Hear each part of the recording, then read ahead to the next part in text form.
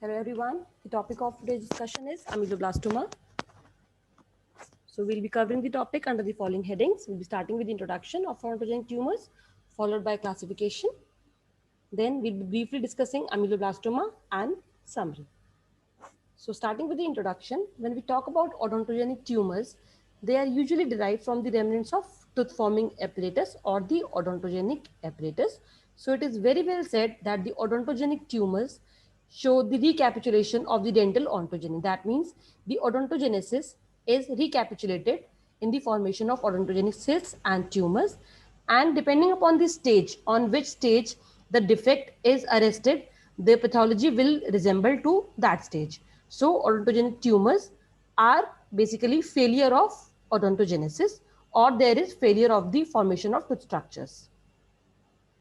Going on to the brief classification of odontogenic tumors, in 2005, WHO classified odontogenic tumors into two categories, the benign and the malignant. In the benign category, there were further three subcategories: odontogenic epithelium without odontogenic ectomesenchyme, second, odontogenic epithelium with odontogenic ectomesenchyme with or without dental hard tissue formation, and the third category is odontogenic ectomesenchyme with or without including odontogenic epithelium. So the today's topic, that is ameloblastoma, fall into the first category of the benign odontogenic tumor, which is a benign tumor of odontogenic epithelium without odontogenic ectomesenchyme.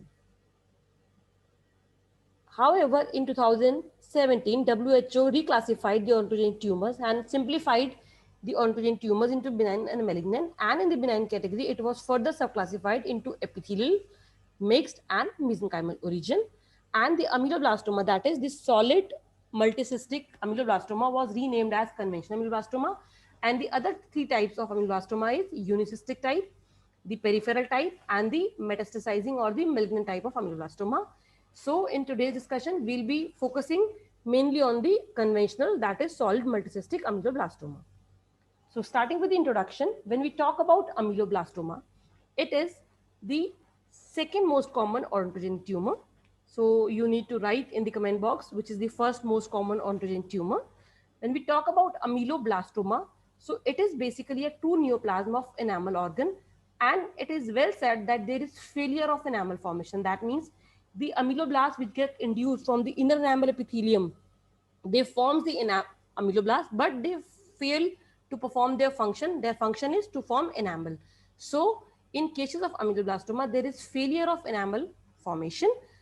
That is why earlier it was designated as adamantinoma in 1885 by Malassez. However, in 1930 by Ivy and Churchill, it was renamed as ameloblastoma. And of all oral tumors, ameloblastoma comprise of 1%, whereas in the category of odontogenic tumors, ameloblastoma is of 18%. Now, when we talk about ameloblastoma, it gives resemblance to the epithelial component of the developing tooth germ. So this suggests that the ameloblastoma is derived from the tooth forming apparatus or from the odontogenic apparatus, which usually has the potential to form the dental tissues. However, the ameloblastoma cases show failure of the formation of the enamel from the enamel organ tissues.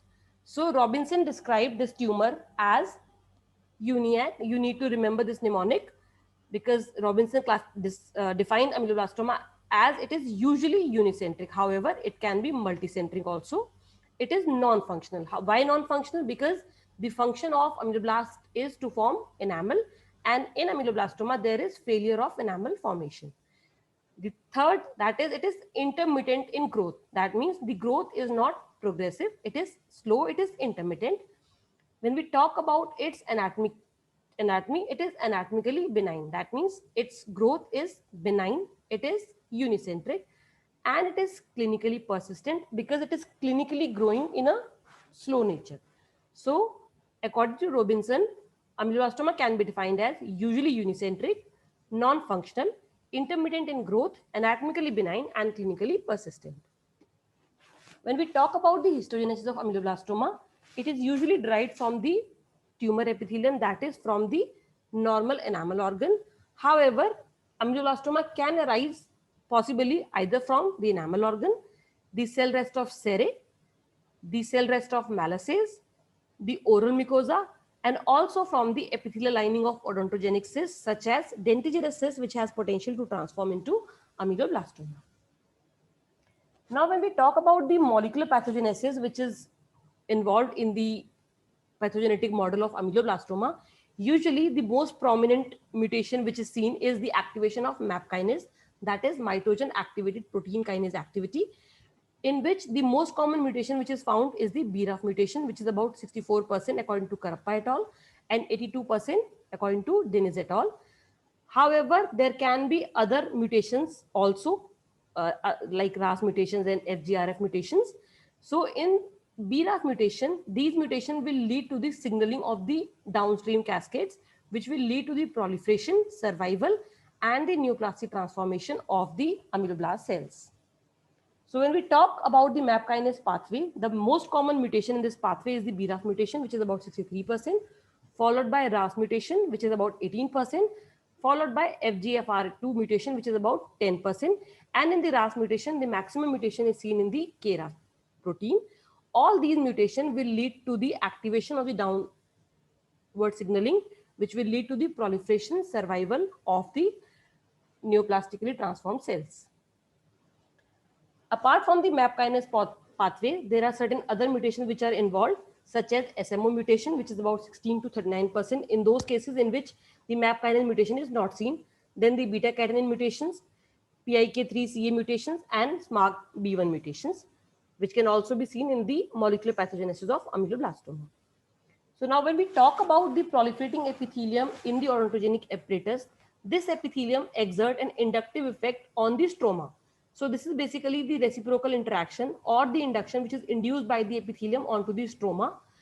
However, the stroma in cases of the odontogenic tumors is not the primitive ectomesenchyme. So it will not respond or it will not reciprocate. Therefore, a zone of hyalinization is produced immediately adjacent to the epithelium. Therefore, the ameloblastic epithelium, in an attempt to produce enamel matrix, it will give some signals. In order to induce the stroma, it will induce certain signals. Since the connective tissue, if it is ectomesenchyme, it will induce dentine formation. Whereas in cases of odontogenic tumors, the ectomesenchyme is not present. Therefore, the fibroblastic cells or the cells which are lying into the connective tissue stroma will not be able to differentiate into odontoblasts. So they will not induce the formation of dentine. So there will be failure of enamel formation. So this hyalinized zone basically represents the blockage of the normal odontogenesis. Therefore, the odontogenesis will not take place and it will give rise to pathology such as odontogenic cysts and tumors. Now coming on to the clinical presentation of ameloblastoma, it shows a varied age range from 10 years to 90 years. Average age is about 30 to 39 years.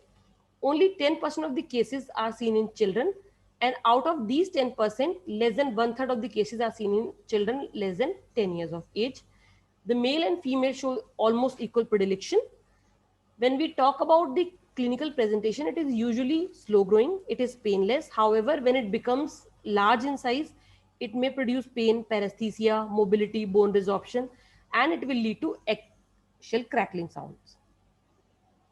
When we talk about the site, ameloblastoma can occur anywhere in the jaw, but mandible is most commonly affected. About 80% of the cases are seen in the mandible, out of which in the mandible, molar angle ramus area is involved 3 times more commonly than the premolar and the anterior region.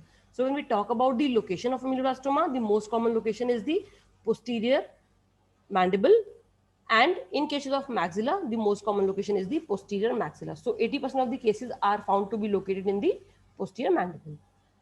Also, there is one more variety of ameloblastoma, which histologically resemble to that of the central or the intraosseous variety, but it originates from the surface epithelium, that is the remnants of dental lamina, which resides in the gingiva or in the minor salivary gland, and this will give rise to the peripheral variety of ameloblastoma. The mean age of occurrence for peripheral ameloblastoma is 30 to 50 years. It shows male predilection. Again, the site mandible is more commonly affected than maxilla, and the lesions can be seen as in the form of nodules on the gingiva, which may vary in size from 3 mm to 2 centimeter.